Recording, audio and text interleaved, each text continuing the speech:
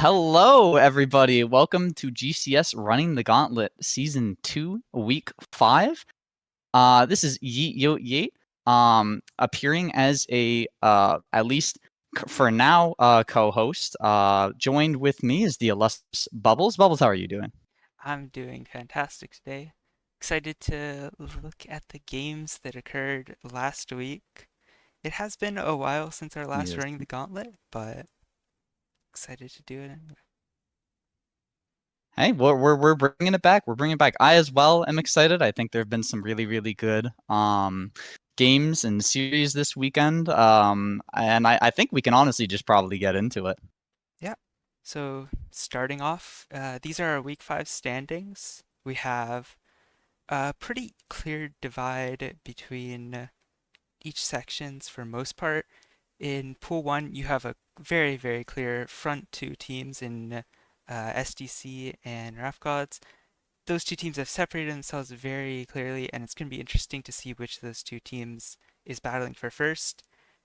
Beyond those two, you have three teams fighting for their top four spots. The top four teams in playoffs of each pool do get double elimination, whereas the bottom two of the top six only have one life in the playoffs. So that fourth place is very important. And then at the bottom of pool one, you have Zoom, FF, and 3V fighting for the last playoff spot and their survival in GCS Season 2.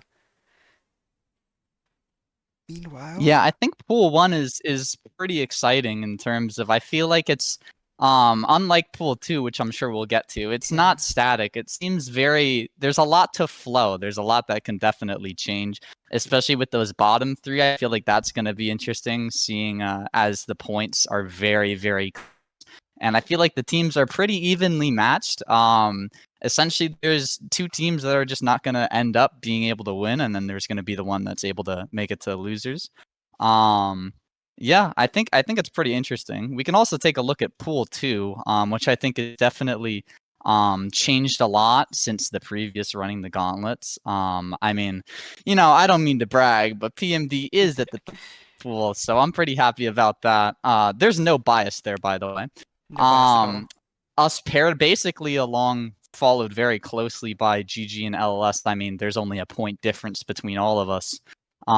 It's pretty clear that us three are fighting it out like pretty strongly. Um, in the recent weeks, actually, PP is completely like shot through the ranks. I think they were stuck at 9 and 12 points respectively for the past few weeks, and now they're at 17. I know that a lot of people were really concerned about whether or not they'd make it back into the top four at least, but they're definitely here, and I feel they're here to stay. We'll definitely get back into that. Yeah, it's been a good turn up for them. And then in the current two spots for the teams that will be single elimination playoffs, we have Full and OMG, two teams that, for the most part, have looked like they're struggling a bit. They've had some bright spots. OMG has had some nice series wins. Full in particular has received some questioning looks as a decent number of their wins have come from forfeits, which is unfortunate, but it happens. And the last team really fighting for their lives in Pool 2 is Pen 1, who started off really rough due to some rough scheduling issues, but they've had a good show up recently and have looked like they could be a very strong team competing for that last spot. And unfortunately, we do have a team pretty far down here in PGI who they still absolutely can make it back into playoffs, but with their current situation, it's going to be a rough, very uphill climb. Yeah. Commenting on Public Enemy number 1 really quick. Let us remind ourselves that they last week were at 4 points, the exact same situation that PGI was in, and they 2-0'd both their series this weekend. So they've It's shot true. up. It's very jarring to see how quickly they went from they're probably not going to make playoffs to, oh man, they're actually in contention. So yeah. It's true. I Anything definitely can have a happen. lot of commentary as well on the other teams, but I think we can probably get into them a little later. Um, Yeah, and I yeah. mean, talking about the games this week, why don't we just get into them right now with our first matchup Rap Gods versus Zoomers. This Yeah. was a pretty interesting series. Uh, Zoomers has been struggling a lot recently, and this is definitely a series that is an uphill battle for them. Rap Gods on the top of the standings, and game one, very much so, a Rap Gods classic. A Loon completely stomped this game. This is this is a 22-2 Lucian. Yeah. I spoke with a loon after this series, and he had exactly one thing to say about it. He asked, why did they not ban Lucian? After this, I'm asking the exact same question. It's one of a loon's most comfortable champs, and he thinks it's very broken. I didn't remain convinced, but I think this is pretty convincing, if anything. If you were to, try to make an example of, is Lucian good, and try to provide a game where that would be the case, this is it. I mean, it's just a 1v9 performance from him. So he Yeah, definitely has like a solid team. It looks like, just from based on the stats for everyone else to just kind of play and enable him. I mean, you have Shen, you have Galio, you have Amumu, and you have Emilio, and then just this Lucian just gets to go to town. I think very well played by Rap Gods. Definitely commendable for everyone, not just Alun, but everyone on that side. Just looking a little rough though for Zoom. yeah. But in spite of that, Zoom did manage to take that first loss and come back from it, and managed to even out the series here with a game two victory. In this case, they have their own very, very strong AD carry in Boom, who manages to go 18-2 on the Aphelios. So trading back great ADC games back and forth. Yeah, and this is on this is a Felios v Draven as well. I'm actually quite surprised at the performance of Aphelios into I mean, very, very punishing lane. I feel like, especially for a champ like Aphelios that's paired with a Lulu as well. Um, I don't know exactly like what went down in bot lane, but I don't know if the lead came from there or elsewhere. But he definitely converted that into a pretty solid win.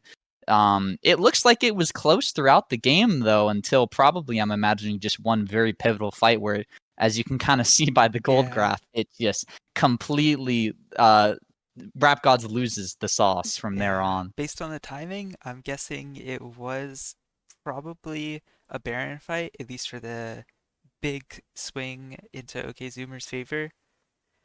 But Yeah. either way, And then likely a Hextech Soul, it seems, yeah, likely that's true. followed directly after that. The dragon and objectives. A very nice game for Zoomers, but Rap Gods managed to come back for game three, closing out the series, this time with a very nice carry performance from the Urgot in top lane. Yeah. This is just this is Crab's 1v9 game. The guy's name is Crabadabadoo, I believe. I'm not quite sure why we're giving him Urgon. But I mean, that's not to disparage his performance. This is absolutely insane. I feel like, especially into this sort of team comp, I mean, it seems pretty hard, at least in on paper, for Urgot to enter into all of this. So the fact that he did, and in the way that he did, very, very good performance from him. Another thing to note too is this is actually favored in Zoom's at least PV wise. This is favored for Zoom this entire series. It's only by 14 points, but this is, something key to note, that despite Alun being only, I think, 2 or 1 PV, there's still like a lot of PV across the board in Zoom's favor. It's very good for Rap Gods that they're able to secure this win, I feel. Yep, it shows the strength of Rap Gods, the strength of their very strong carry players. Alun, yes, but also Kravadavadu with some very nice performances. But with that, we can move into our next series, Ego versus SDC. Game one, a solid SDC win. Really just a consistent performance throughout.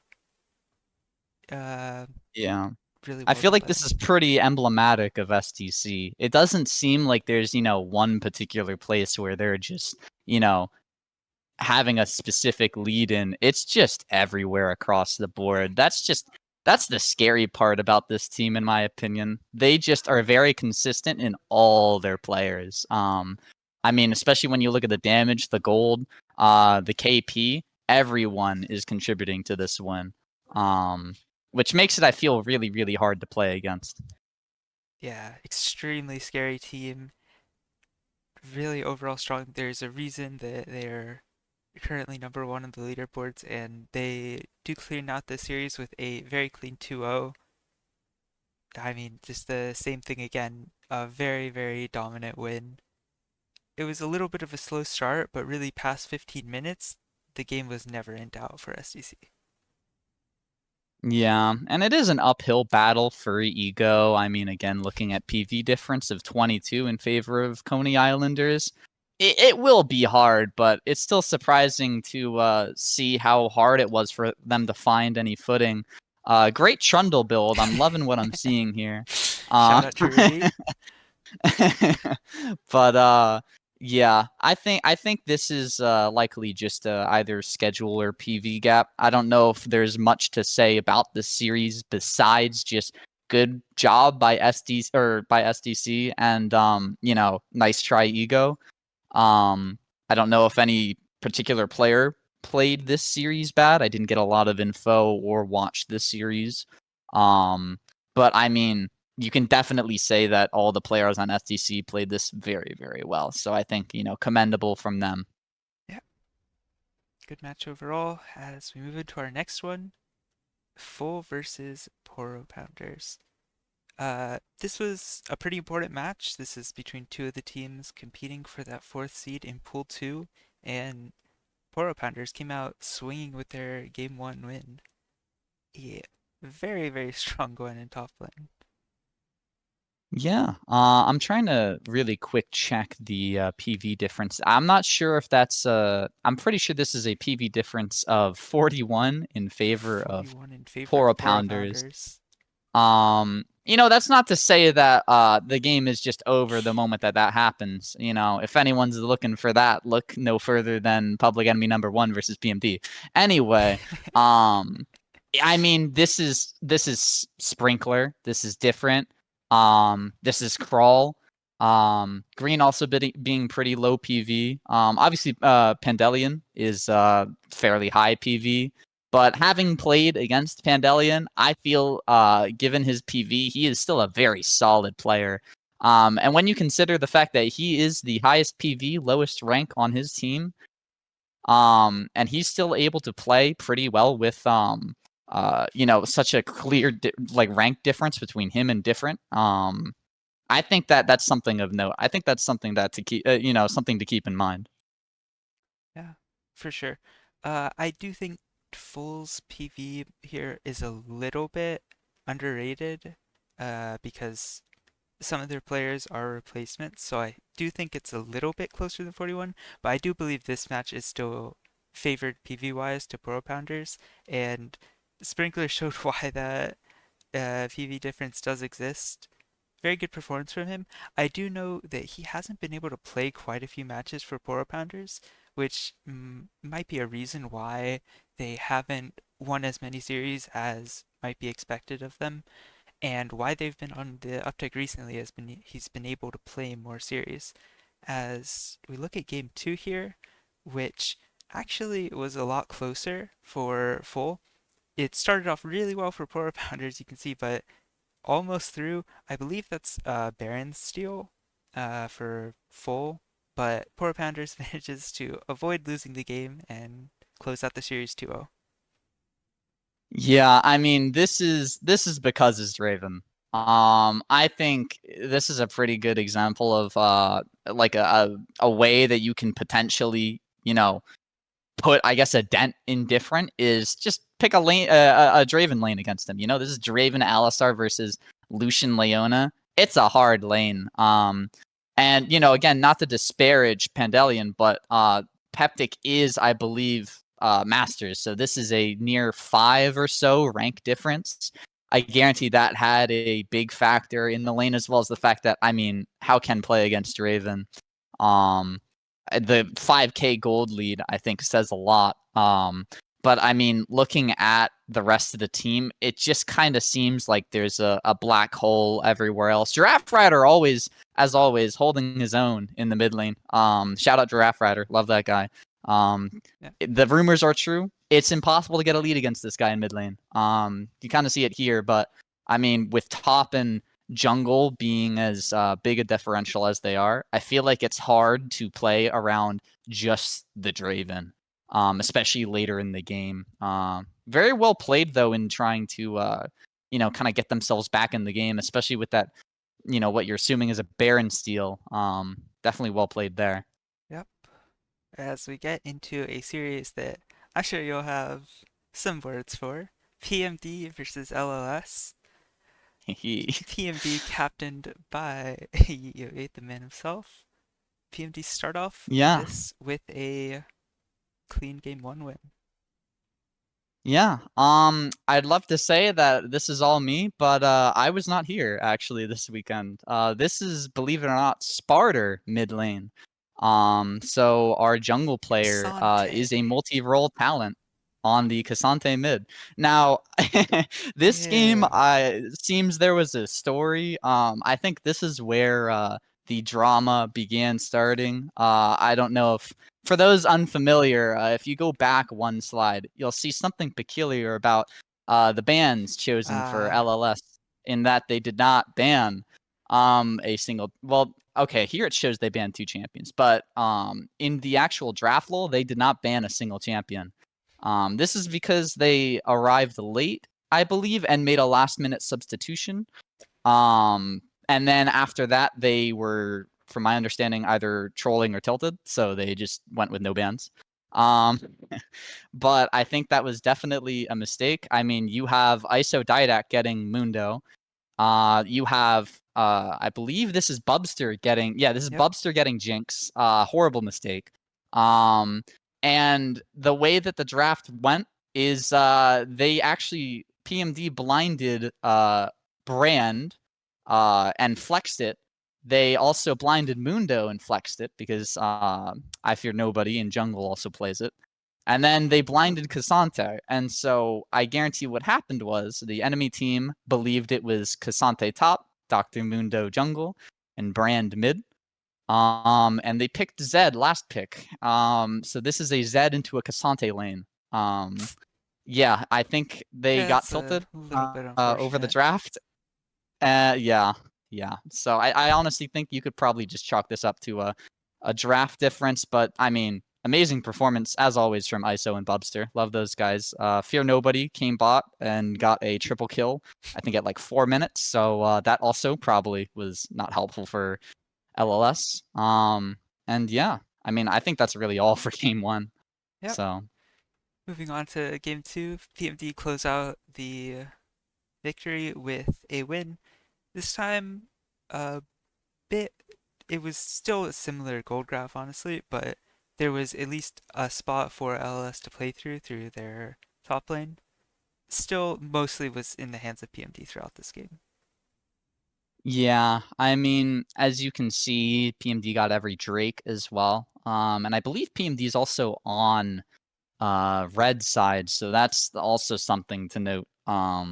So it's a little harder to access that Drake pit. The fact that they were able to get all 4 Drakes probably speaks to the amount of control bot lane that they had. I mean, you kind of see it in the damage graph. The Vayne was definitely kind of a spectator this game. No, this is no criticism necessarily of him. I just feel like it probably was very hard to play against this specific team comp. If Vayne ever shows up, she just gets Zac Eid, Yasuo ulted, and Smolder executes. So Yep, I think they definitely struggled from not having Vayne in this game, and whatever lead they were able to build up in the other lanes just didn't end up mattering. yep. A unfortunate loss for LS. Good one for a good win for PMD to solidify themselves in the top 3. LS obviously lacking Levi are probably going to be not favored in most of their matches in terms of PV.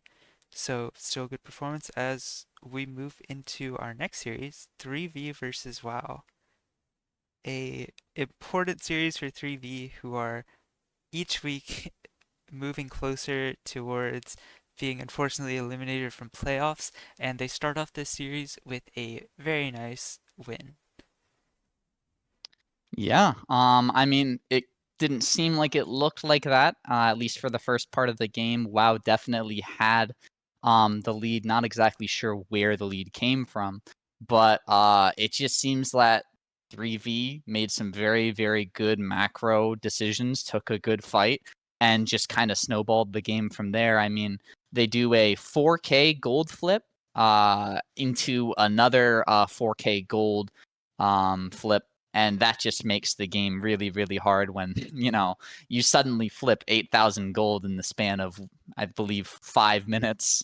Yep, um yeah, I like the comp actually from 3v. It's very, very an odd one for sure, but I think with the way that the game went, it just works. Is Gumby in this game? he I'm is. not He's the quite sure. Jace mid. He's I figured it was the Jace. Yeah, Gumby's Jace. Just ban Gumby, honestly. Don't even Banned ban his Gumby. chance. Just ban the guy. If you let this guy play the game, it will just not go well. Yeah, that's a very solid So strategy. It should be allowed more, Ban the yeah, guy, not his um, champs. yeah, Wow. very pivotal win Mhm. for. Oh, sorry. That was just. It was a good win for 3v, especially considering the PV difference. Yeah. Fortunately, uh, for WoW, they do strike back in game two with their win of their own. This time, uh, very chaotic game in terms of from 3v side. I'm not sure exactly what they were going for. I don't think it worked out very well, obviously, and it ended up being a very, very solid performance by, I believe, Jackie in the mid lane on Akali. Uh, Very well played by him, and they managed to take game two here. Yeah, I mean, honestly, even with Jackie doing well, I mean, you can look at the rest of the map too. I mean, you have a unkillable jungle support, and you have Water's Lullaby on Caitlyn, who is just not. He's only died one time the entire game. Yeah, Um, I think this is also just one of those games where it is nearly impossible to kill this Akali, or the front line once they start getting tanky enough. Um, and yeah, I think they just kind of play sort of just with their better draft and just dominate through that yep, um, I do. throughout the game. Yeah, they hadn't. 3v has an interesting choice here.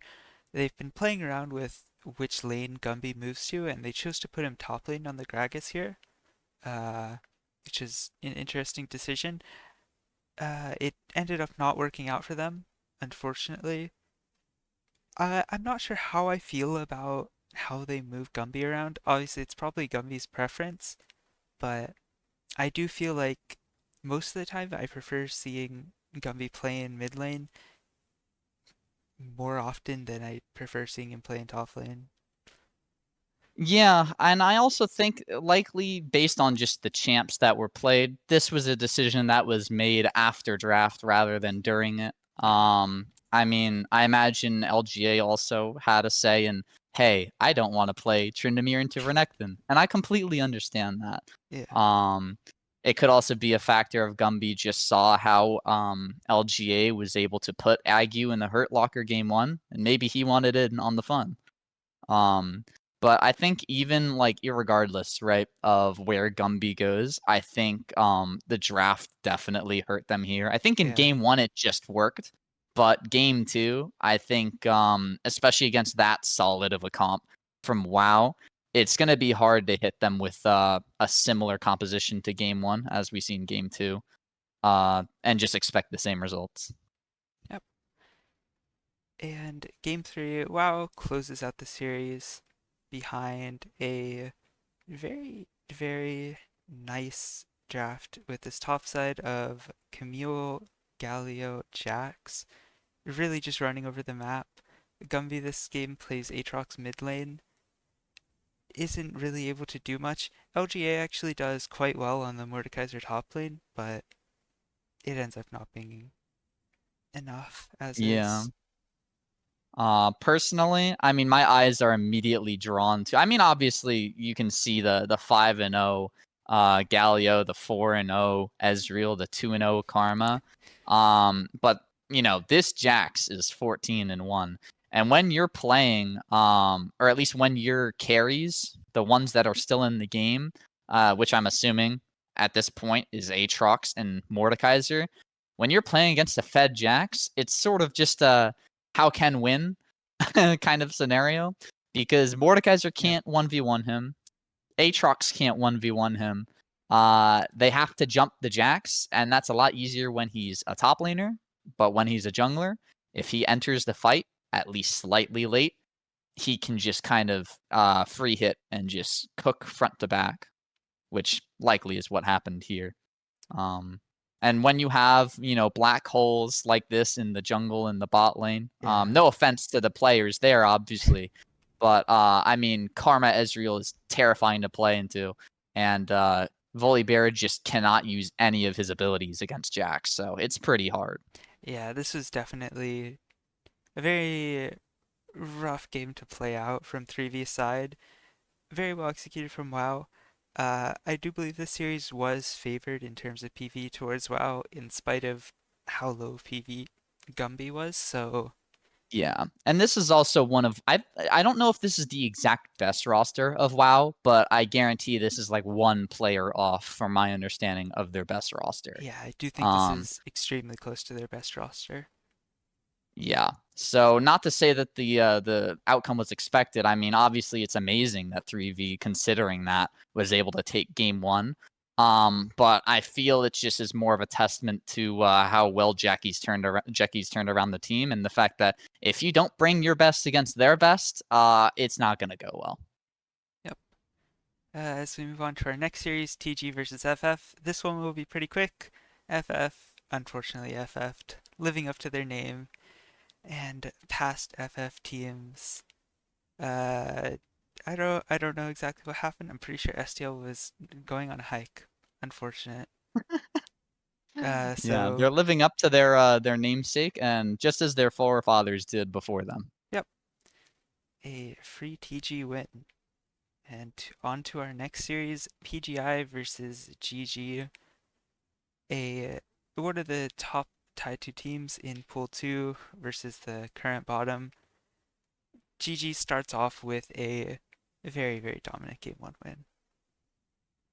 Yeah, my understanding of this series is that or at least what Naki had told me is that PJ's bot lane had actually performed pretty well. I mean, you can kind of see that here, staying relatively even with the damage chart, especially considering how the game went. It's just that GG was just a generally more cohesive team in terms of what they wanted to do macro wise, and just also likely just, you know, how they play and synergize with each other. This is also a 50 PV difference, Yeah. so I don't think it's too much to sweat for PGI, even though, you know, it's not great that they get 2-0'd again, just Hmm. considering their spot in the rankings and points. Um, but I mean, this is just this is Sir Rizel and this is Rurika. They just absolutely show up this Yeah. series. This is GG's very strongest roster, and you can very much so see it through a very, very dominant top side. And game 2, a bit more, or a bit closer this time. Last game, the bot lane of PGI performed well, but it wasn't enough to make a noticeable dent. This game, I do actually think that the bot lane of PGI performed well enough that it actually made the game a lot more competitive and close, but ultimately, this is a super strong top side from GG, and they were able to pull through. Yeah, but one thing to note, is that it does seem like even with these, you know, heavy PV disparities, that the games do end up becoming playable. I mean, you can see that PGI actually has a lead later in the game, Mhm. and I mean, considering their composition, it's a good team to have a chance late game with.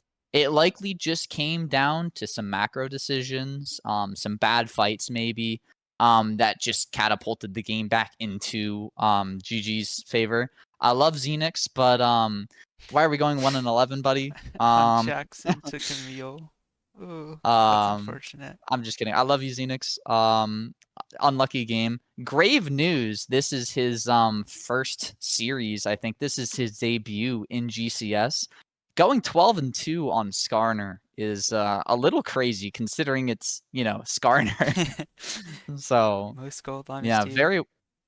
very well played by him. I mean, even in the first game, well, I mean, the first game he's kind of countered. It is what it is. But second game, very, very good performance. So, um, I think considering the PV difference, considering that this is literally coughing baby versus hydrogen bomb in every sense that you could think of, I think this is a generally decent performance from PGI. Now, is it what they needed? No, but overall, I don't think it's something you should be upset about. Yeah, something to potentially look forward to in future series for PGI as we move on to our next series to talk about Pen 1 versus OMG. And I do believe we talked about Pen 1's resurgence recently, but we can see obviously from the start, Pen 1 take a nice game 1 victory with uh, Asphodixel, I don't know how to pronounce his name, playing his top lane Teemo as he tends to do. At least I believe, yes, this is the top lane Teemo, not his jungle Teemo. Yes, Pandemonium's Timo, just ban it out. Um, True. To be honest, one thing I think that is very interesting about Pen 1, we encountered it when we faced them, is that you have to worry about flex potential with this team, especially if they're playing their, three main honchos. That's Haxers, Pandemonium, and Owen. Those three can basically go between them in any lane or jungle. I mean, Pandemonium I know is known as a support, but he can play Pantheon top. He can play Teemo top. I believe I saw him play Darius and Mundo as well. Not necessarily this weekend, but he can go up top. And so you have to be very careful with how you draft and ban against this team. Otherwise, they will surprise you. Yeah, and I mean, you can even see it as the flex potential if we move into game 2 here. He goes immediately down to bot lane, plays a game of Braum right after the Teemo. And I mean, this game in particular, I'm not sure about how much impact, but that is the highest damage in the game jungle Elise. Yeah, Very, very um, strong that is performance. not what you want to see. I imagine too this was rather tricky in terms of this was likely an Elise early, where they believed there, or at least OMG likely believed that this could be a flex to support.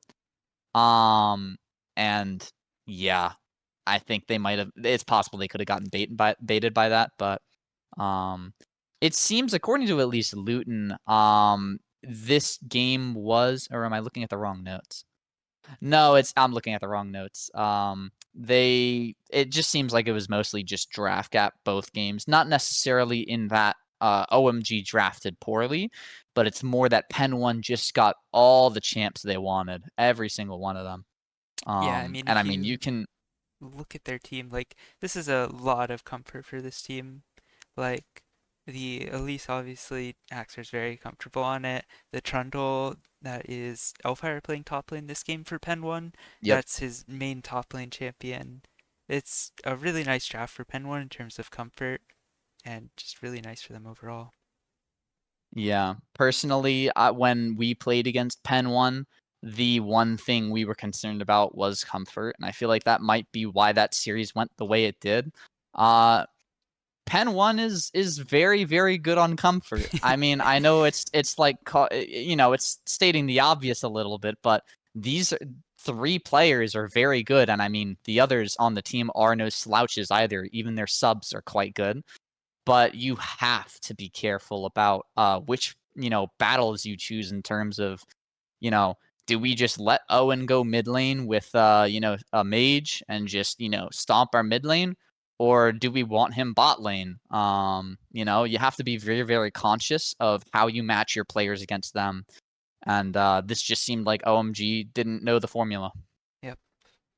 That does close out our or our Saturday games as we move into our Sunday games instead and start off with the first matchup on Sunday, Rap Gods versus SDC, a matchup of Titans in Pool 1, except SDC decided to, I believe, not play Frosty for their first series in, I think, the entire tournament so far. Yeah, I mean, I think they definitely feel it here. The game seems quite even until once you hit around mid game, once the laning phase ends, and I mean the entire time Rap Gods is Drake stacking, into just everyone just starts winning. It's a very very interesting draft from Rap Gods. I believe this is Alun's Yasuo. Hmm. Which, yes, he plays Yasuo ADC. I know. We will have a serious talk about it later. He's a But menace on it. yeah, I mean, I think they just drafted a hell of a team here. Just an unkillable front line, and a super annoying bot lane to deal with, even for a strong lane like Lucian Braum. I mean, how do you play into this Yasuo Lux lane when Lux just decides to poke you from a half screen away? And then whenever Loon decides to, he just dashes across your screen as well and is in your face. Yeah. And monsters game from so many players on Rap Gods here. The jungle volley player, I believe 6'1" Jack, 14-2 on this hybrid mishmash item building volley bear. He's got a Medjais, he's got a Navorius. He's building something of everything, and it's working very, very well. Yeah, So, this is the I want to get Jack of all trades, even though he's likely not gone that rune. Type of build from Volibear. Now, my sources have told me that this was Yoshi's belated Father's Day gift to Alun this entire series. I was told that Alun did in fact father Yoshi. I will not, you know, dispute the veracity of the claims because I'm too lazy. mhm. So I'll just take it at face value. And with that, we can probably move on to game two. Yeah, our game Uh, two, uh, whereas game one was a show from everybody on Rap Gods, really. This one was the Elune show again. A incredible performance from Elune on the Sivir here, 17-1. I mean, what are you gonna do about that? Yeah, I don't even know what to say into this. I mean, it's quite clear. One thing I didn't notice until just now is that this was actually a Loon versus Yoshi in bot lane. So when I was told by my sources that a Loon had in fact fathered Yoshi, they might have been referring to this game.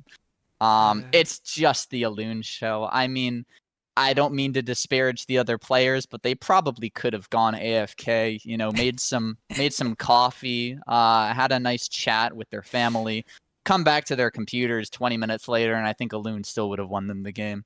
there Um, might be a chance. yeah. In all fairness, though, like this is just such an annoying draft to play into for SDC. I mean, it's a clear vision they have, right?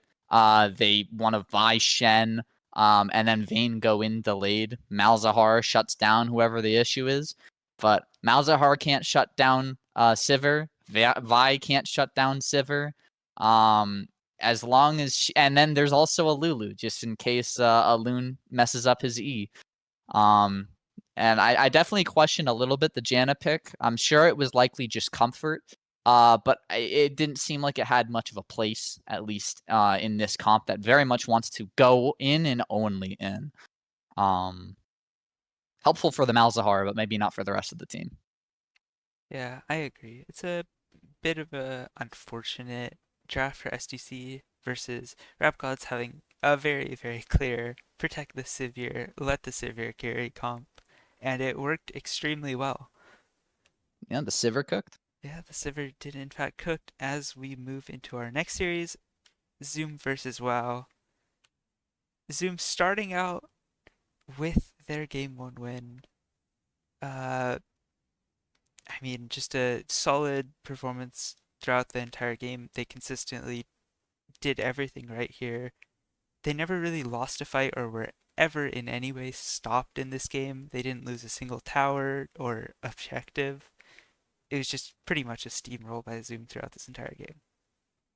Yeah, I mean, this is what you would think you'd expect when you have this big of a PV difference. You'd have games like this. I mean, in all fairness, this is probably a little hard comp-wise to play for Mhm. Wizards of Wahoo, just because the Yuumi does fit with some of the champs, but then when you think about the rest of the team, it's sort of who is able to deal with who, you know?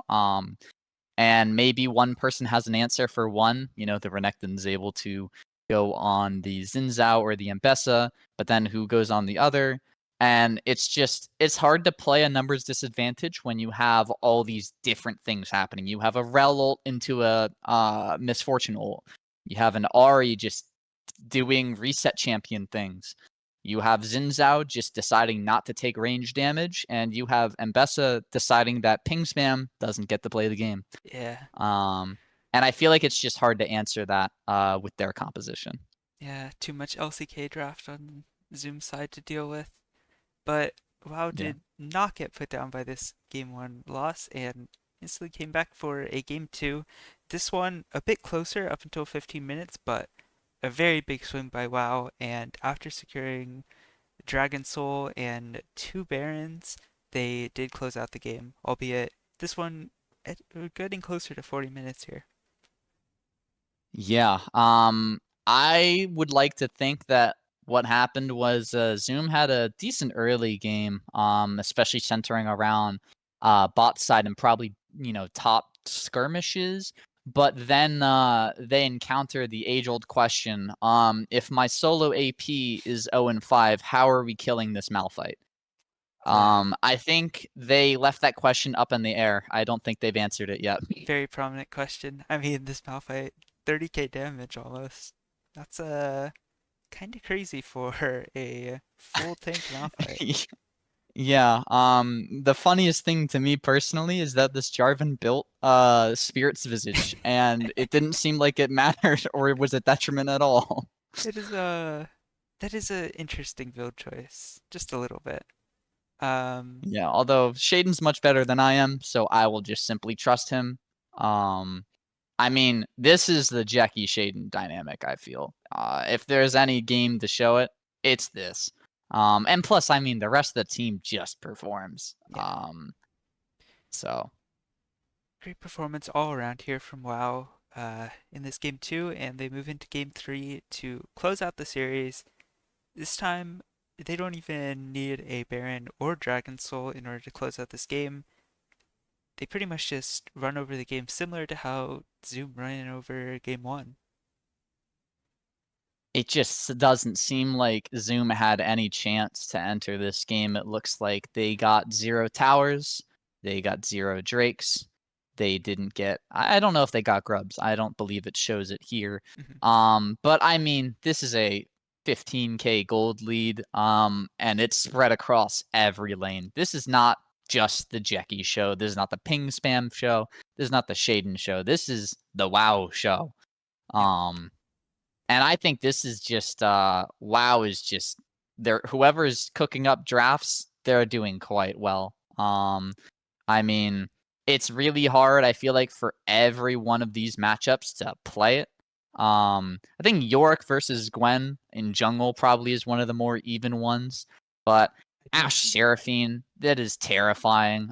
Even when you pick something like Braum Zeri, who have a fair bit of mobility to, get out of these all-ins. The moment it hits level 6, if you ever step up, you are just dead on their screen. Yep. Um, and I mean, I think just the comps kind of write themselves. I mean, this has been a great series by WoW in terms of, other than game one drafting. Laramie, their 50 PV player, has been put on comfort, I believe, every single game. And I mean, the rest of them just put themselves on champs that they feel comfortable to just put on a clinic on, using those. Yeah. I do think it is Jack's jungle, which I'm not sure if that's a better matchup into Gwen. I Oh honestly yeah, don't know, but I didn't notice that. I feel like Gwen does not have a fun time into Jax, okay. just because her auto attacks don't get to go through, at least during the duration of the E. I think it depends on the gold that each is able to accumulate before they end up fighting. But clearly, this game, the gold was not in the favor of the Gwen. Yeah. And nice victory for WoW considering they were at a I believe point disadvantage in this game. A significant So, one at that. I believe it's 28 in favor of Zoom. yep, very impressive win. And moving on to our next series, Full versus LLS. Yes, this is the LLS, grudge match. this is in fact the grudge match. LLS with a very nice game 1 win. We do have 50k damage on our Kiana mid. A very, very chaotic game. 42 minutes, absolute cinema. 7 Drakes taken, 3 Barons. Wow. This is the more I look at this screen, it's just the more I see every single time I look. I mean, this is just my stock portfolio in terms of gold graph. Like it's just all over the place. You have a very clear winner in terms of LLS's damage. Um and if you told me to look at the damage charts alone, I would assume that this was a full clear, not stomp necessarily, but very much a pretty clean win. I mean, even if you showed me the gold graph, I could be convinced still. But Yeah, I just wonder what happened this game because you have full, just mathematically looking at how the Drake stacking, worked out. They got every Drake were on soul point and then lose 4 Drakes in a row, which I it's guarantee likely brutal. coincided with this first large increase in gold at what is that? Is that 20 minutes? Yeah, around 20 The minutes. text the Probably text is quite small. yeah, probably the fourth dragon or so. Um, Probably the fourth Yeah. dragon where they had that massive gold swing, maybe Otacon, but I mean, then they have 20 more minutes after that point to still go, where LLS just wasn't never able to get enough of a lead. A lot of that's probably due to a very, very uh, unsafe team, if we'll call it that. This draft is pretty interesting because I think both teams kind of just let every team, every champion through. Kulak, I'm pretty sure is a Kiana main, and he got his Kiana main. Rambo, Yi main, gets his champion. It's a Yeah. It interesting it does draft. seem like they just handshaked and said, "You get your best champions, I get my best champions. Let's see how it goes." And I mean, honestly, if there was a game to probably go back and watch if you were really curious, I think it'd be this one. I think I'm gonna go back and watch this game. Now that I see this, Yeah. this just looks like cinema. But ultimately, there was a winner, and it was LLS. And going into game 2, Full did not let that stop them, and they came back with a win of their own. This time, a lot less chaotic. In fact, barely anything LLS was able to do this game. 4 kills to 29. Absolute stomp. And really barely any signs of life this game for LLS. Yeah, I mean, this is just the Rambo and Sam show, it seems. Well, actually, I believe if I have my players correct, is this Box's one trick? I'm forgetting. I know they have a Vladimir one trick on their team. It'd I be do think interesting it to see is if that Box. is.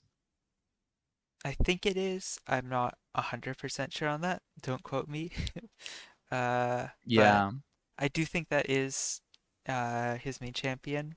So very Yeah, I nice to mean, you see have perform you on have it. Golem on Ornn, who's just able to set up the rest of the team, seemingly winning against Banana as well.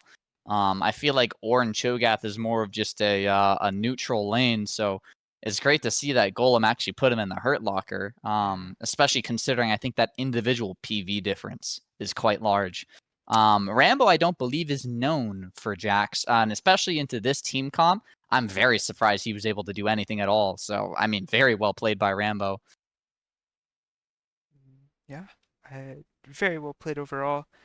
The Jinx might have gone a little bit too fed for LS to play the game, but it is what it is. Sejuani get into the game with a potion. Moving on to game three, LS closed out the series, but it was not without a bit of drama. Full led in terms of gold for almost the entire game, but a very late Baron by, or not even that late, but towards the end of the game, a Baron by LLS overcame a 4 Drake to 0 Soul and managed to take the series. Wow. I need to watch this series is what I have to say. I didn't realize that LLS won this game looking at genuinely everything. Um, ouch. Ouch. I'm sure that there's some specific thing that went clearly very Yeah, wrong for full, because that sort of goal swing into just a straight end after being that far behind in terms of objectives and gold, I mean, there had to have been something that yeah. went clearly very wrong. And the big thing that went wrong this game is that Banana was fully unleashed in top lane this game. I do think he struggled the first two games. He does get target banned, I think, every single game of this series with his two main champions, Alawi and Yorick. And if you can tell by those champions, he very much enjoys pushing side lanes, split pushing, and trying to end the game that way. And he gets a champion that can absolutely do that this game in Trundle and takes full advantage of it.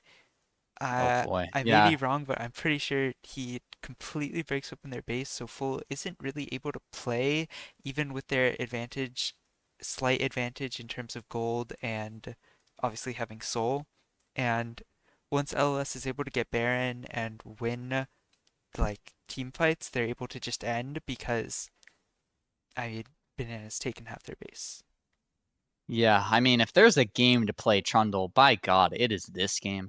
They have no one to match you side lane, and unless they send multiple people along with the misfortune, they can't do anything against you. I mean, it just seems like based on, his death count, that was very much what happened. He would push, they would, counter with their whole team, and his team would do something on the other side of the map. Yep. And they likely kept themselves even through that. Very well played.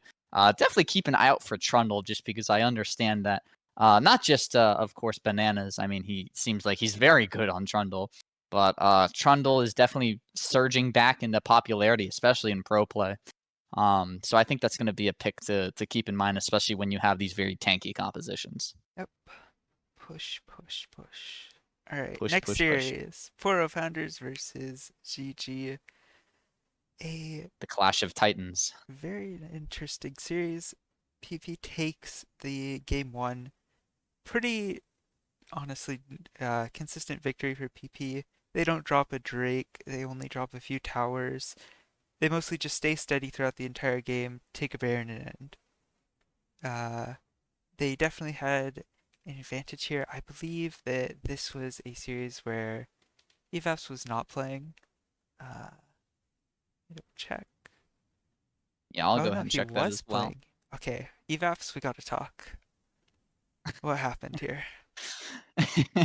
Yeah, it seems that Sprinkler he did some things to Evaps that I think Evaps would rather not talk about. I did talk to Evaps about this game, and I was curious why he left out mentioning game one at all.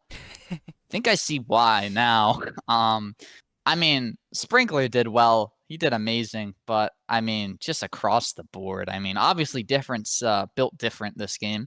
But you have Beast just absolutely slaughtering Rurika, which is very surprising. I feel like Echo versus Yeah, Lux. that's good. It's a pretty decent matchup for Echo if you play it right. Now I know that everyone that's higher elo than me is going to flame me and say, no, it's actually a horrible matchup for Echo. I disagree. I think that seems decent.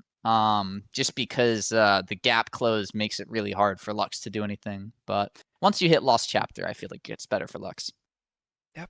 I mean, also, not to ignore different, great performance on the Ezreal, 13 and 1, playing very well. Yeah, this was honestly just an overall diff from PP. They had, in my opinion, a better team comp. They had better gameplay once the actual game played out, and they just closed out the victory very cleanly. However, GG does come back with a game 2 win, albeit they did have some close calls, but one Baron and the game is over. Yeah, yeah. It seems that PP was able to keep themselves within relevancy, even clawing themselves into a gold lead at one point, and then yeah, it's just one bad fight late game. How Ken play? Yep, Um, very good yeah, I game. mean, yeah. Is this Callista or is this I think it's Edmonto? Callista, not Amato. Yeah. Because I was gonna, I assume so because of the Draven. Mhm. Callista is a very aggressive ADC. I mean, his champ pool essentially consists of Draven, Callista, as one would imagine, Samira, Nyla.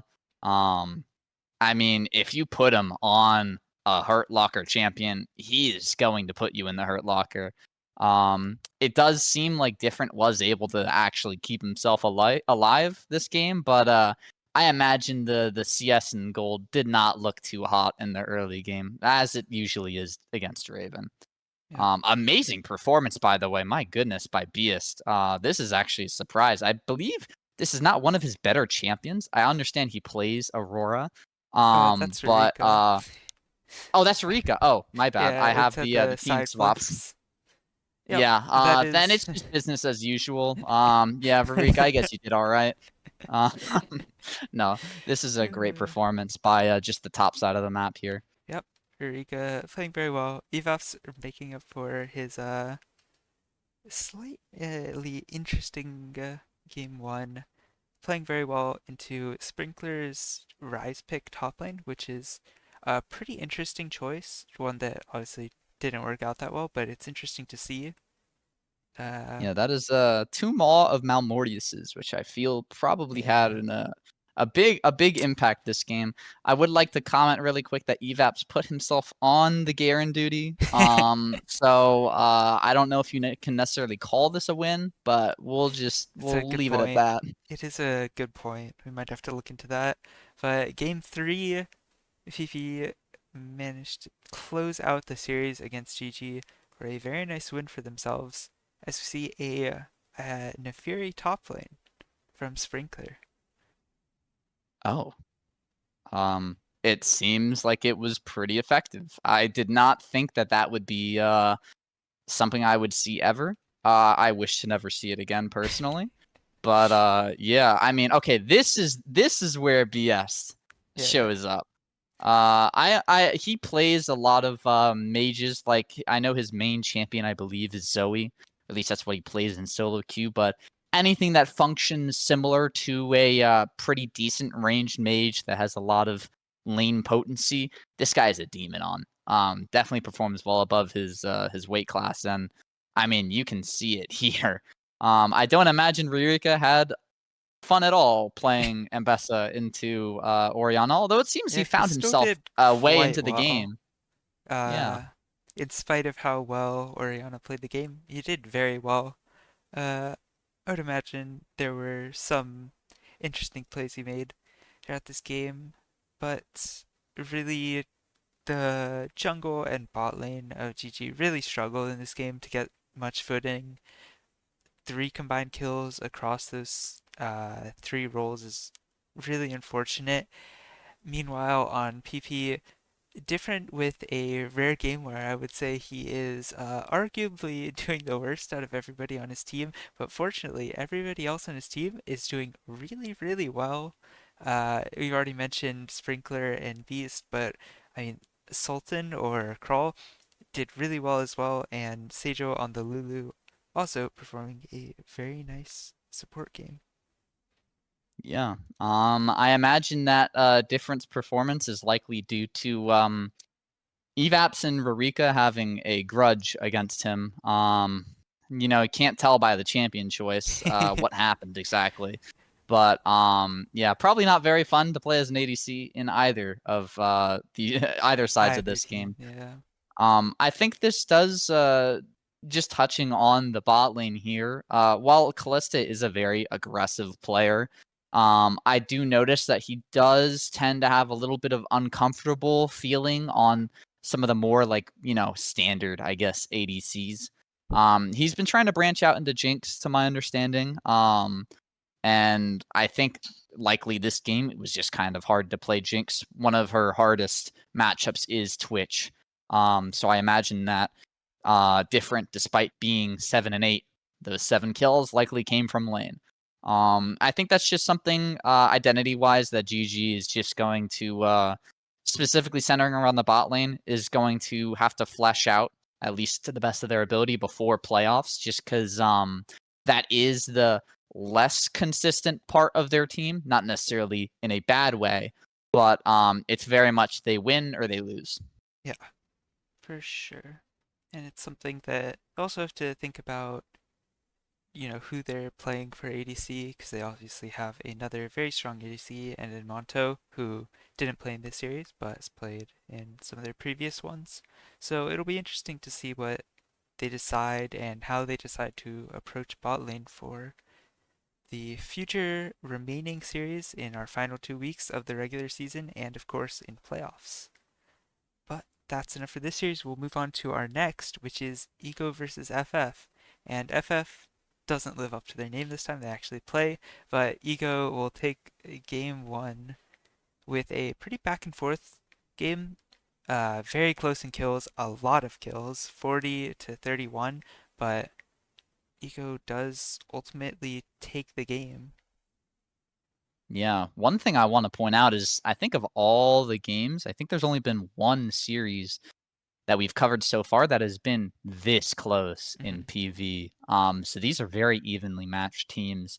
I think the differences you'll see in terms of PV, I think it's slightly favored for Ego in jungle. I think it's pretty favored in top. I might be wrong on that.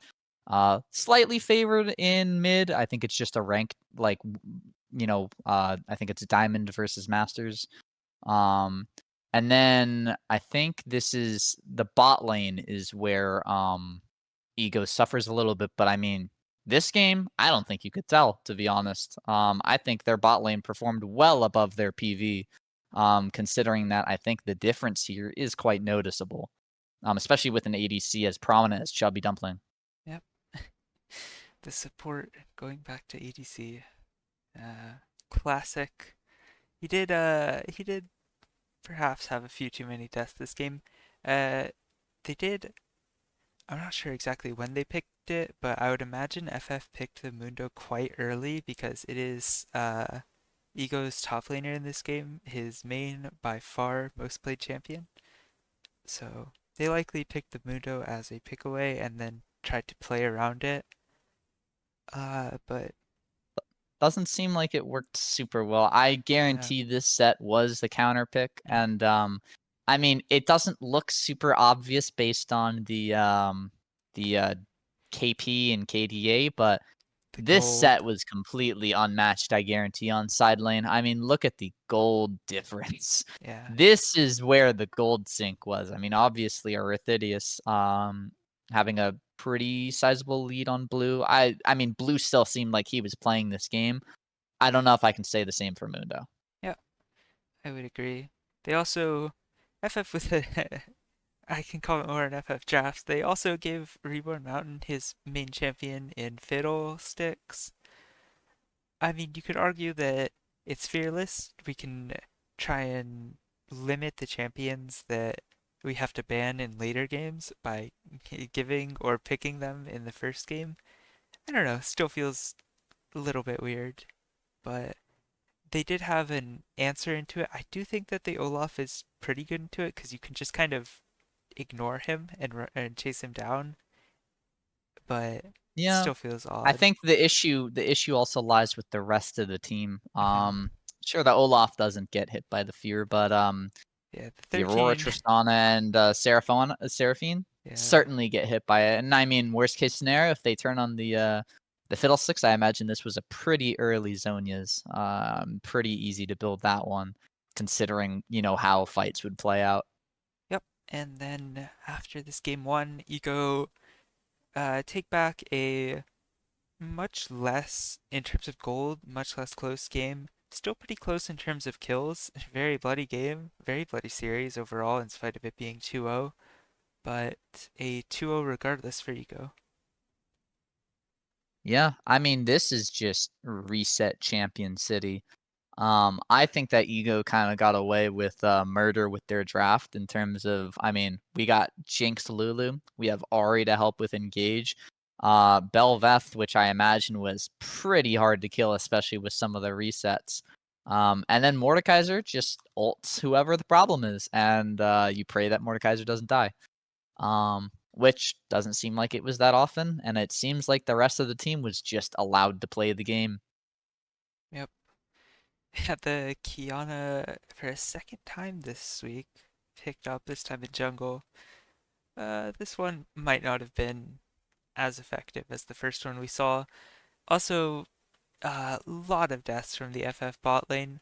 Uh, Dumpling, you are not in support. You can't die. Stop dying on ADC. Stop doing that.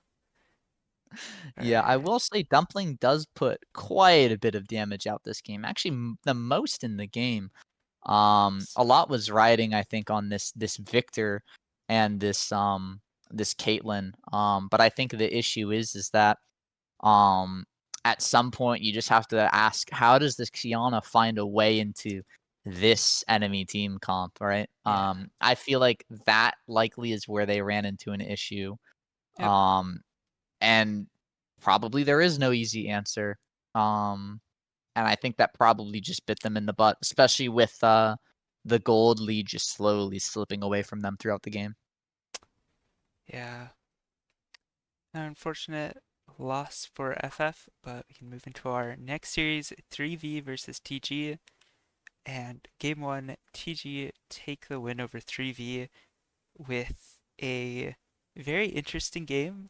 This is kind of one of those games where you're like, well, it looks pretty close, but at the same time, you're playing you're playing the AP Volibear build with Lucian Yumi and Zillion. And I think that if you're even at that point in the game, you're very, very happy as TG. So I would consider this quite a bit of a stomp for TG, even throughout Yeah. the early game. I would like to say, again, one of those scenarios where it's like, did we really win the game? We did put Gilly on Yumi duty this game. Um, I commend a player's ability to just drop the ego and say, you know what, sure, you can put me on Yumi. I mean, hey, I think that that you have that in this game is very important. never saw their GM peak player on Zillion mid this game. It happens. That's Yeah, the I mean, drop I ego to win. guarantee that I guarantee that what happened was they wanted to pick Lucian Volibear and then never saw was like, hey guys, we could do the funniest thing right now. And you know what? It was pretty funny. I mean, hey, the Mach 10 bear running around the map at the speed of sound, one-shotting people, that probably works pretty well. Yeah, And I think that especially with how far behind this Victor and Ezreal got, I think it's just really hard to kill Benny here. I yeah, think Benny just gets to kind of run around the map, do what he wants, run at Mach 10, say hi to Gumby, give him a little slap on the forehead, and send him back to base. Every 30 seconds or so. yep, Um, and he kind of just, I assume, just was able to snowball the game from there. Obviously, Swift Andy too, putting on kind of a clinic in the bot lane. yep. I mean, we talked about Gumby swapping around. Gumby in jungle this game. Uh, he did pretty decently, but I mean, what can you do against the Mach 10 Bear? As we move into game two, TG close out the series against 3v 2-0, and Benny once again a phenomenal performance. This time on Karthus. That's a lot of damage, you know. Yeah, Gumby did dodge Benny this game and put himself on Fizz mid. Jace was taken away from him actually. And the Aatrox. Okay, this seems targeted. I'm now looking at it. This seems very targeted. Mm, Yeah, I assume this Fizz was probably pretty early in the draft just because this just looks so unplayable to pick against. Um, I love Gumby. I think it's still hard to play it here, even with someone with the X factor like Gumby. And I mean, it looks like the rest of the team actually was doing pretty decently. This game specifically. yeah, I think it's just more how do you play against this Karthus that likely doesn't mind dying, just running in and just yeah, pressing E, dying, pressing W, pressing Q a few times, pressing Alt, boom. That's just the game. yeah. I mean, you have you have a pretty equal, at least in strength, bot lane. Uh, there's a little bit of difference just because one team ended up winning, but neither bot lane really got that big of a lead, neither mid lane got that big of a lead, and both junglers did well, but Karthus just had so much more. He's so much stronger in this game, and Mundo wasn't allowed to play the game because he was just locked top lane with Aatrox for the entire game. And I mean, Benny Yeah, was just and able I to run away mean, with it. Aatrox versus Mundo, it is one of Mundo's most unplayable matchups because Yep, I mean, he never gets to have his passive, and Aatrox beats him basically until the mid game at even gold. yep, So yeah, I think they just kind of got outdrafted a little bit, and then just the players were able to take it from there. yep. Great series from Benny, and we move on to our next match. Whoa, PMD again. Wow, I've never seen that team before. But this match they face against OMG, and OMG take game one. How are your feelings about this? Who is at fault here for your team's I think loss? personally that their captain just wasn't able to show up for Yeah, some that guy reason. And sucks. not just in the game. They just weren't even there. You wouldn't know that because this is a Xerath mid lane. You'd think, oh, that's YeetYoteYate Xerath. No, that is Sparta Xerath. Shout out. My goat. I mean, But yeah, big this is damage. actually the first game I believe we've lost since week 2. Um Wow.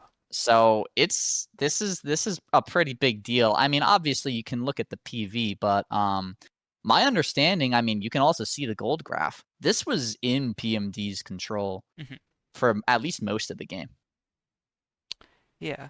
Um, this was a interesting game for sure.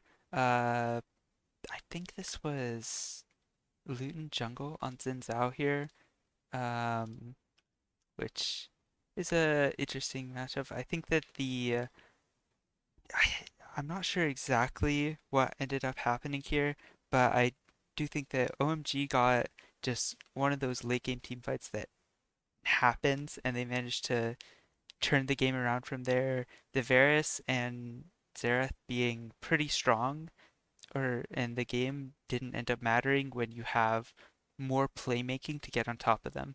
This is one. I think this is like one of those things where you're playing immobile carries and you have to play really, really well. Otherwise, it's really hard to win the game. Yeah. One shout out I will give is that this is harm assist, I believe, pretty significant PV gap between him and Majin. I believe this is Majin. Yeah. Um, and I mean, he kind of shows Majin the ropes. I think this game at least. Um, but yeah, as you said, I mean, this personally, I've noticed that Cody the King, he has been performing out of his mind. And I mean, particularly against this is Zaytal. Mhm. This is like the lower PV top laner. Every single time that Cody has faced Zaytal, he has just he's kind of dominated him. And that's not anything against Zaytal. It's likely just a player matchup where there are just some players that you just can't play against. Um, and I mean, Cody just he does very well in lane.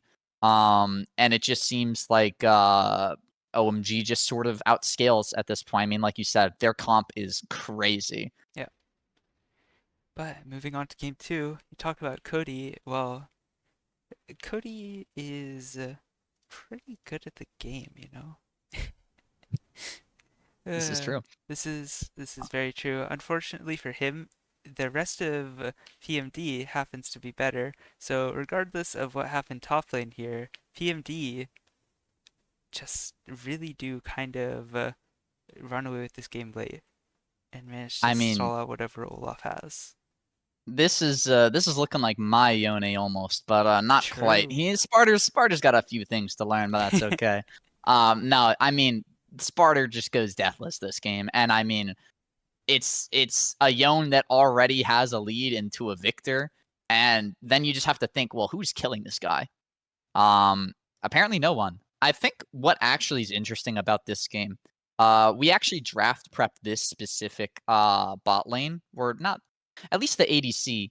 I think they dropped the Jinx ban that they had in the first game so that they could pick away the Vayne. I'm not quite sure if it was banned away or they just decided the Twitch was a better pick. It seems like that was likely the case. But I think Luton was just not able to play this game. I mean, Harmesis was able to get counter pick bot lane LV on a very comfortable champion that's also super synergistic with Twitch, of course. And then it just, my understanding is OMG takes a bad Drake fight. Sparta and Fear Nobody just completely like 2v8 the game. Yep. It's a little crazy the performance they put on. Ban fears Mordekaiser. Every single time this guy's gotten Mordekaiser, I'm pretty sure he has just like not solo carried the game, but certainly has not been a slouch on it. You're giving away too many tips to opposing teams. What's gonna happen now? But unfortunately, OMG does learn from their losses, and they managed to win this game. It's another pretty back and forth game. I don't think you ever get to as big of a gold lead as game one, but still a decent gold lead for PMD. But OMG does close out the win and takes the series. Yeah, so this I think was so already this series was I think since game 1 there was a lot of tension. I was not there to help dissipate it. But there was a lot of tilt going on. A lot of name calling most likely. But this is the one that broke the camel's back. I've kind of had to play mediator since then. But this is a tilter. I mean, you can kind of guess why, especially with the gold graph. Fear's playing, pretty well this game. He's very fed. But from my understanding, what ultimately ends up happening is that DPS is miscommunicated on a Baron. The Baron is Hmm. stolen, and then people get caught and they just end the game off of it. That's A game unfortunate that for. seemed like it was very much in the hands of PMD, and it's just kind of just snatched away at the last second.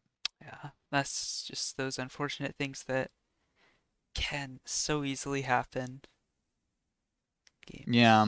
Games. Speaking objectively, it's still pretty good considering that this is, I think, their near best roster. It's not their exact best, I think, but this is one of OMG's more scarier rosters. It has a lot of flex potential, especially like between players in different roles as well. You have 3 people that can go ADC. Um, and this is very much one of our like more sub than main rosters. And also just seemed like it was a bad matchup player by player wise. I'm happy with how PMD did here. I'm not sure if the rest of the team feels that way, but I think they can still look at this game and or at least this series and feel happy with what they did. Yeah, I think you can always take positives from getting at least one win in a series. Let's move on to PGI Pen 1. Pen 1 take the first game pretty dominantly. There's not a lot of action for a while, but I mean, Pen 1 get all 4 Drakes and really do just run this game completely over. Yeah, You should have seen the face I made when I saw the PV difference here. Yeah, that's That's a a bit of a number. yikers. That's looking like PMD versus Pen 1. Watch that for reference. But anyway, I'm gonna bring that up every time I can. Yeah, No, I mean Pen 1 just dominates this game. They get every Drake. They almost go without losing a single tower. I mean, it looks even, but I guarantee it was not. I guarantee like even up until this 14-minute mark or 15 when it starts, going in the public enemy number one's favor, it was still very much controlled, at least objective wise. yeah. And I mean, this is another game where we talk about the flex potential of Pen 1. This is Haxor Syndra mid. I mean, I didn't know he could play Syndra. What? But I didn't know either. he plays a very nice game of Syndra, completely shuts down a very strong player in Naki's Orianna, and yeah, this was just a very dominant game by Pen 1. Yeah, can I shout out Jeremy LG on the Zinzao? Yeah, I know that I'm pretty sure this is one of his main champions, but I mean, this is a crazy performance to put on. Especially considering that Grave News, I think it is slightly ahead in terms of PV and rank, and he yeah, did put a good performance in the series on Saturday. So for him to come out the gates, just taking names. This is a really good performance from him. yeah. Great performance. So we move on to game number two, which was a lot closer, but still a Pen 1 win to close out the 2-0 and take the 4-0 on the weekend for themselves. Yeah, I mean, this just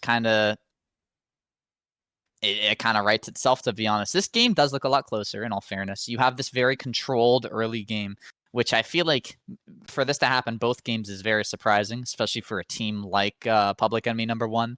I feel like they strive off of making the game very volatile early and then gaining a lead through that and just carrying it through that. But here, they seem to put actually some focus on, or at least a lot of focus on macro breaks. But I mean, look at the tower count. I imagine they got Grubs. I imagine they got Herald. I imagine they traded these Drakes away knowingly that they would then, get something else on the other side of the map, and it clearly paid off. Yep. Naki did have a bounce back performance this game on the Akali from his last game, which was a little bit lackluster, with a nice performance, but unfortunately not enough. The power of the Owens APC's bot lane was just too much. Yeah. I mean, Naki is pretty good at Akali. I've faced it, myself, and the only way I can beat it is Galio. So I honestly think this is still a pretty good performance, even though their matchup is pretty even with Haxer being mid. But yeah, I mean, I think it's just more of a can Naki, overcome likely the gold deficit that was already there, and it seems like he almost did, but couldn't ultimately. Not to any fault of his own. Yep. And that's the last matchup of the week. So we have our week 5 standings really quickly before we get to your tier list. Do you have any specific teams that you're surprised about where they're placed in the standings? I suppose that honestly the Uh, tier list goes along with this pretty well. yeah, I mean, I'll start with Pool 2 since I know it the best. We've seen Full Clear drop out from, I think, either third or fourth place, and now they're still towards the top of the losers bracket, but you see Pen 1 creeping up quite quickly. I mean, 2-2-0s back to back. That's put them in a position that's actually tenable for them to potentially knock one of these other teams out. Um, OMG, I think, putting up not the best performance. The 2-1 against PMD was a big deal. I think that was, at least in their heads, probably not a series that they would be able to get away with. I'm imagining they were hoping to get away with the other series, but still good nonetheless. They are in a bit of a precarious position, especially considering I think Foles and OMG's schedules are quite hard in the coming weeks. So it's going to be very interesting where these three teams lie. I think the top 4 teams in Pool 2 likely will shift around, but those teams are probably going to stay in the top 4. I think there is maybe a path to not getting eliminated for PGI, but I really think it would be it would have to be Yeah. every other team underperforming and them overperforming. Uh, Going on to Pool 1, I mean, I kind of just am going to mirror what you had said. Those top 2 teams are just going to fight who's number 1, who's number 2. Those 3 teams, I think, following them are going to fight who's in losers bracket and who's not. And then it's going to be a mad dash between Zoom, FF, and 3V to see who's not going to get eliminated and who will. Yep. All right. And now on to your tier list for the cross pool rankings. How you think about the teams? Yeah. So I guess I'll just clarify really quick. So this is left to right does matter. So left being stronger, right being less strong. And then obviously S being better, and then F being, not so good. So I guess I can just go ahead and get into it. In the F tier, I'll start from the bottom and I'll work my way up. Sadly, I have to put PGI down here. I am gonna put them alone. Considering the point value that they have right now, and the fact that they only have 2 weeks left, I think it's pretty clear that they're going to get eliminated unless the skies unfold, the clouds part, the sun beams through and shines, a ray upon a specific path for them to be able to get into playoffs. I think it's going to be hard. And even if they were to, I think right now PGI is suffering from just like general cohesion and coordination, especially considering the issues they had with their roster about halfway through the round robin.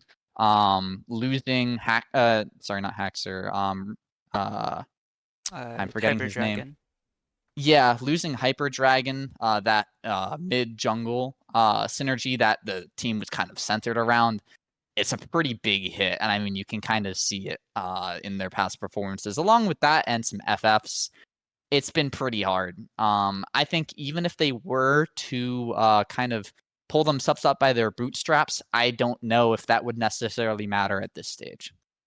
Moving up into D tier, I put 3V at the bottom, not necessarily just because of the points.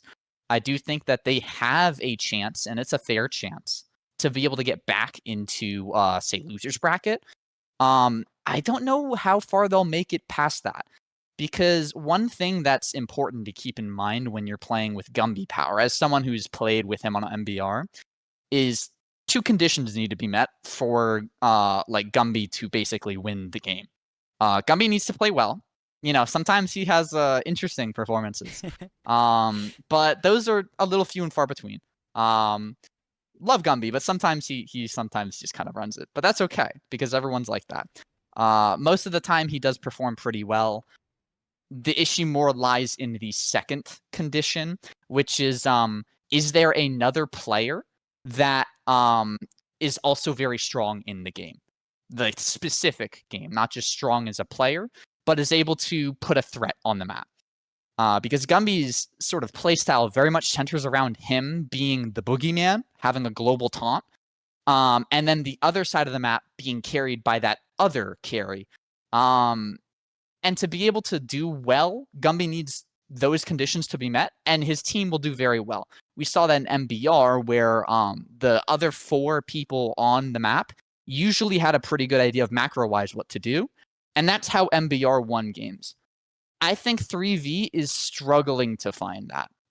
That's not to say that their players are bad. They have some good people on their roster, very, very good players, but I just don't think it's coalesced. I think they would definitely need to work out some of the kinks in their sort of roster to be able to sort of have that cohesion built and that identity be formed.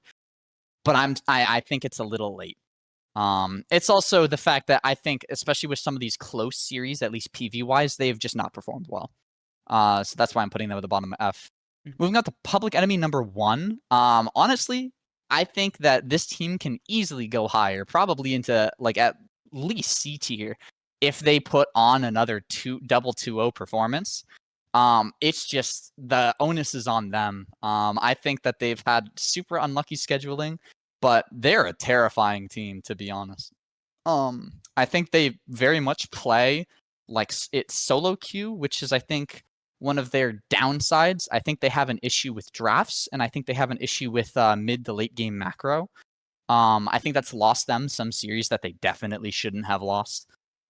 Especially with some of their really really low PV rosters that they've run, and they've lost games just based off of that.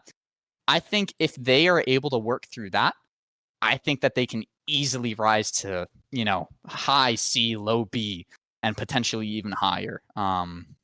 I think this team definitely, if they make it to losers bracket, they will perform some pretty big upsets for the teams that are knocked down there. Moving on to the top of D tier, we have OK Zoomers. I think this one's pretty self-explanatory. I think they have a pretty strong playoff roster on paper, but I don't know if the players have actually been performing to give me confidence in them in a playoff position. They would be starting from losers bracket as well, so they would only really have one shot, one life to be able to, advance. And it's just one bad, like series matchup, or even just one player not doing so well when they really needed to perform. And I think that can just derail the entire series for them. And then once they lose, they're out. Yeah. So I think that OK Zoomers is a pretty well-rounded team, but I think just because of their position, they really can't afford to make a mistake, which is kind of why I'm putting them down this far. Moving up into C tier, I have Freedom Fighters. I originally had them pretty high. I made a tier list last week, right before the last weekend's games went through, and I had them in B tier because they've been performing pretty solidly.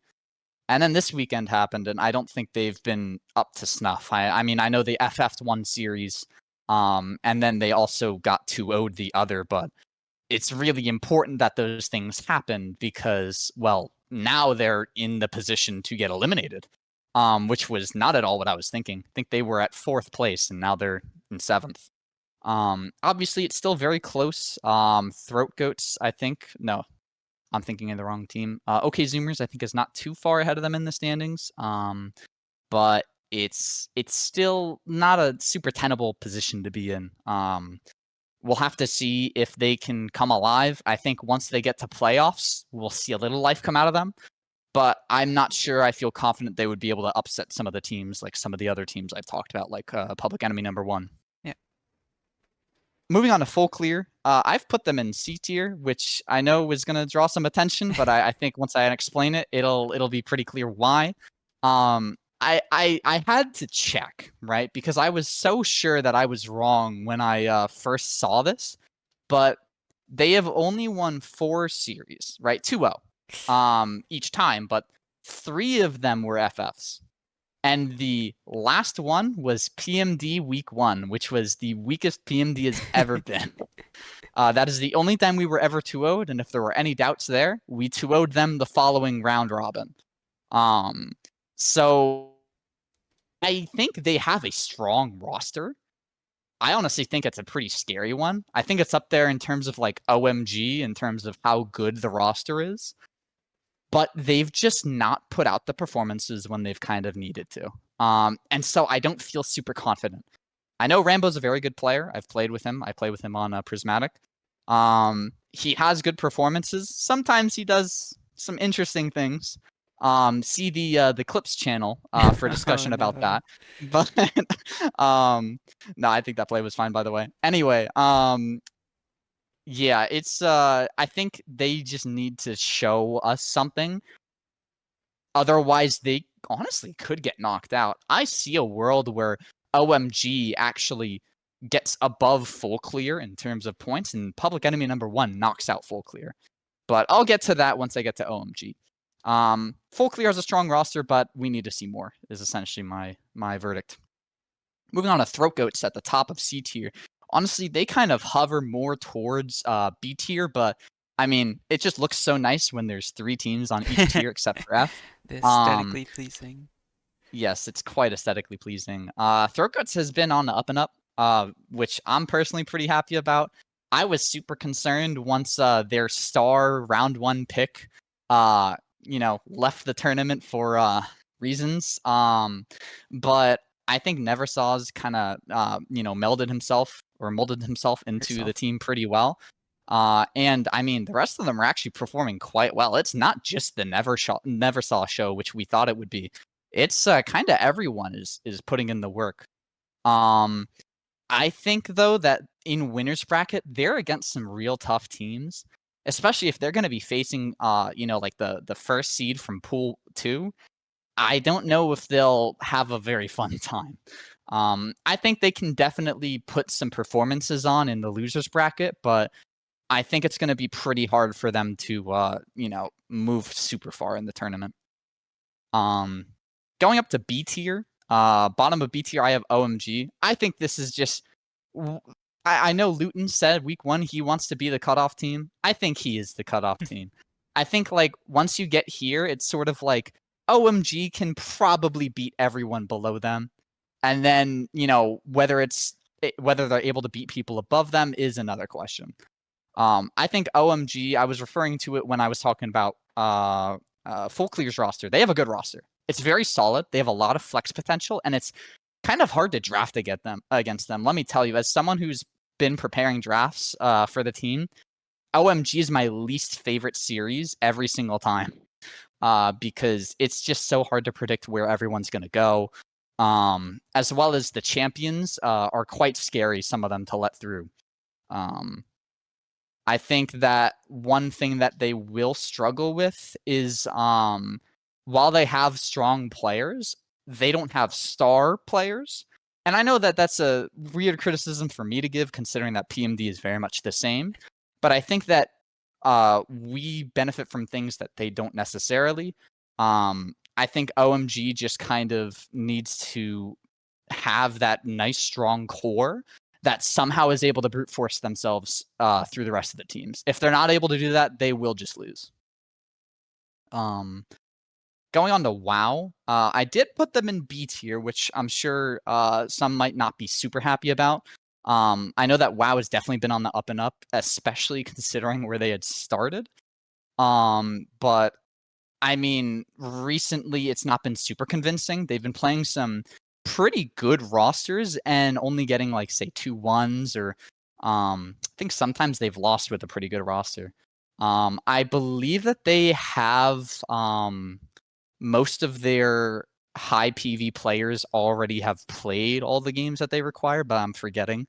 I think that they of like any of the teams definitely can shift pretty quickly in this tier list. Like they can quickly go to A or they can quickly go down to C depending on how they perform in the next 2 weekends. I think this is more just we'll have to wait and see. Mhm. Nice Ego, I put in B. This is another one of those teams where it's definitely more favored towards A. This team, it's very much since I was talking about OMG, right, being the cutoff team, I think OMG is like a soft cutoff. Nice Ego is a hard cutoff. I honestly think that Nice Ego will have a tough time losing in a best of 5 against any of the teams below them. I would be surprised in that case. And I think they have the ability to punch well above their tier that I put them in. I wouldn't be surprised if Nice Ego was able to upset, say Rap Gods, SDC, or GG, any of the S tier teams. They have a really, really strong team. I think all their players are playing quite well. And I'm not super concerned about their sub roster. I think time will have to tell where seeding puts them and who they're facing. But if they get a good matchup round 1 in the winners bracket, I think they can carry that into a pretty good performance in the winners bracket. And then even in the lower bracket, they'll probably kick some teams out that definitely had a good chance of winning. So I think they're going to be most exciting to see during playoffs. Or at least like, in terms of would we want to see them in the next 2 weeks or playoffs? Definitely playoffs. I put Poro Pounders at the bottom of A tier. Honestly, regarding all the teams in A tier, I think everything's in flux in A tier. This is the one tier that I'm not super sure about. Because I think all these teams have beat each other. I think Poro Pounders has not beaten PMD, but I think LS and PP have each beaten each other. And same with us and LLS. So the personal matchups aren't necessarily important here. I think it's more how can these guys fare against the S tier teams? And obviously all the teams lower than them. Poro Pounders, I think, has a little bit of a tough time against some of the more like well-rounded teams. Like, for example, I think SDC is quite possibly one of the worst matchups team-wise that they can face. Just because Poro Pounders is very much a different centered team. And the rest of the map kind of suffers because of that. If you have a well-rounded team that's able to contain different and then win everywhere else, I mean, we've seen it when different plays with his sub roster. He's not necessarily able to always, come back in 1v9. He can do very well in a 2v8 or a 3v7, but a 1v9, it's been a little more inconsistent for him. So I think that kind of justifies this point. I think they're definitely going to beat any team that's bot centered. I think Rap Gods is going to be kind of a coin flip for them, for example. But I think everyone else that has a more well-rounded team, it's going to be very hard. Going on to PMD, some people might ask, why did I not put my team in S tier? No confidence, It's SMH. no, I mean, it's more, I feel the teams above us have some leg up on us. And also their PMD's captain is kind of washed too. I don't really know what he's doing in half these tiers. I heard he got solo killed by Smolder at one point. Ooh, Ask that's Harmacist about rough. that one. Yeah. Harmacist will tell you all about it. In all seriousness, though, I think we have a very interesting roster. I think we're at least right now, a slightly worse version than SDC, which is why we've been performing pretty well in our pool. But I think like head to head, it's honestly a coin flip between us and SDC. Everyone else, I think it just comes down to matchup. If we have a good team matchup, I think that we can pretty easily stomp a team that we probably shouldn't. Or we can just get completely rolled by a team that we should absolutely win against, at least in theory. Mhm. I think the next couple weeks are going to be important in terms of where we seed for one, and two, what practice we can get. Because I feel like, especially with a team like us in SDC, the more practice that they get, the better they will perform. So I think definitely keep an eye out in the next couple of weeks, but we'll have to see. Moving on to LLS, I put them at the top of this tier just because I think that they are a complete wild card, and that excites me. I think I might be wrong, but I think they have the lowest average PV, and that's because Levi, the absolute beauty of a man, drafted like 3 mid laners, and just forced them to go in other roles. And it's kind of worked. I honestly don't know what to say about this team. I don't understand how it functions the way it does, and it scares me. It's so hard to do draft prep against this team, and they lose no momentum in subbing players out. I think they're going to be terrifying during playoffs, more so than they already are. And I think like if a team is not super prepared for that, they can get 3-0'd. Especially a team that's like, in like a Titan tier, you know? Mhm. Speaking of Titan tier, we're going on to S. These are the ones that I think will not be surprising at all if they win the tournament. GG, I mean, it's GG, their top side is terrifying, probably one of the most terrifying top sides in the entire tournament. Their only, like, I guess, quote unquote, weak point is their bot lane. I already talked about, how their bot lane sort of functions as in reference to the rest of the team.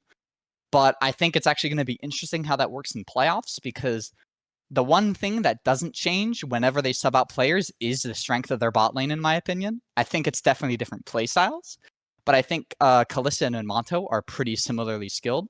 I think the supports are very similar as well. And so the question is just how much steam do we lose in the top side of the map when we have to sub out players eventually, just due to the substitution rules. Yeah. I think that's something we're just going to find out in the first best of 5 in the winners bracket whenever we get to playoffs. I could see them like just completely falling down to losers bracket and then just terrorizing the bracket, or just having a solid, steady performance in winners bracket. I wouldn't be surprised to see them in finals, but I also wouldn't be surprised to see them get upset by, say one of the B tier teams. Moving on to SDC, I mean, they're terrifying. They're scary because they don't seemingly have a weak point. Their subs are nearly as good as their regular starters, and their starters are already, doing really, really well.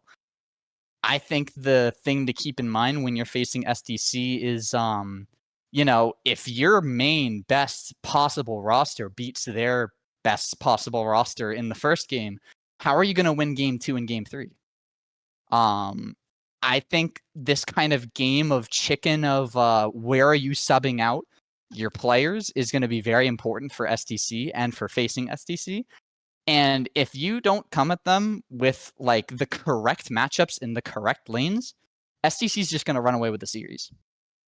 And then finally, we have the team that I personally think is most likely in its current state to win the entire tournament is Rap Gods, which is, I know it's kind of boring to say that, but I mean, it's just a loon, baby, It's just a loon. The loon factor.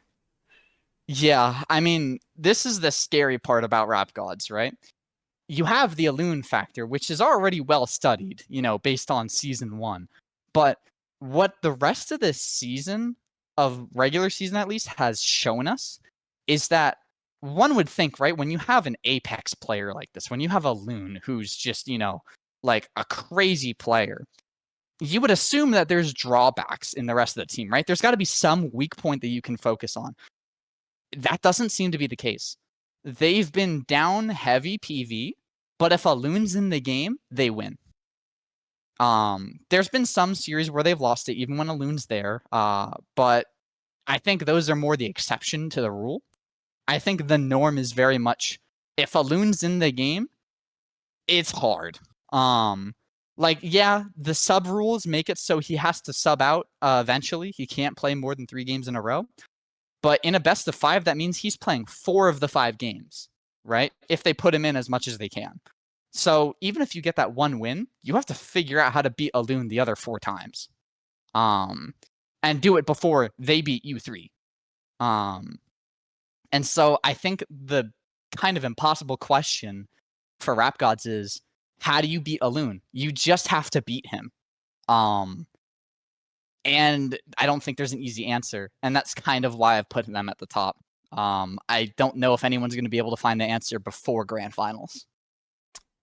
I mean, makes sense. But however, your tier list, not enough for H-bait. Needed more of it. No, Yeah, we're putting PGI S tier, yep. No, I think a lot of this tier list makes a lot of sense, and you explained it very in depth and thoroughly, and I agree with a lot of it, honestly. But I think that will be all for running the gauntlet today. Click to add subtitle. That's all for week 5 of running the gauntlet. This has been Bubbles and YeetYoteYate. Yeah, shout out Majin Hollow. I was told to glaze him at one point, so shout out that guy. Yeah. Shout out Majin Hollow, and thank you for listening to Running the Gauntlet.